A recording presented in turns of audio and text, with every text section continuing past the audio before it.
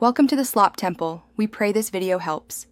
In this video, I will show how to remove a Toyota Camry side mirror.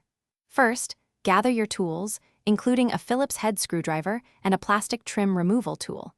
Make sure your Camry is turned off and the parking brake is set for safety. You'll need to access the mirror's mounting bolts, which are typically hidden behind an interior trim panel on the door. This initial preparation ensures a smooth and safe removal process. Now, let's get to those hidden bolts. Using your trim removal tool, carefully pry off the small triangular trim piece located near the mirror on the inside of the door.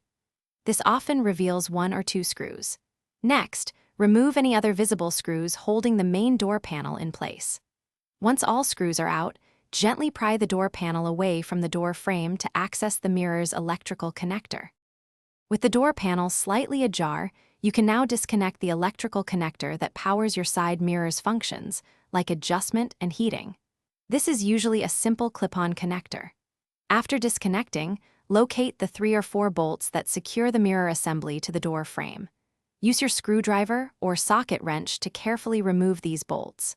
Once all bolts are out, the mirror assembly can be gently lifted away from the door. To install your new side mirror, simply reverse these steps. Attach the new mirror, secure the bolts, reconnect the electrical harness, and reattach the door panel. Before fully securing everything, it's a good idea to test all mirror functions, including power adjustment and any heating elements, to ensure everything works correctly. For more helpful tips and resources, including a book that can truly change how you think about money, check the description below for links and other deals. Thanks for watching. Thanks for watching. Consider subscribing if we helped you.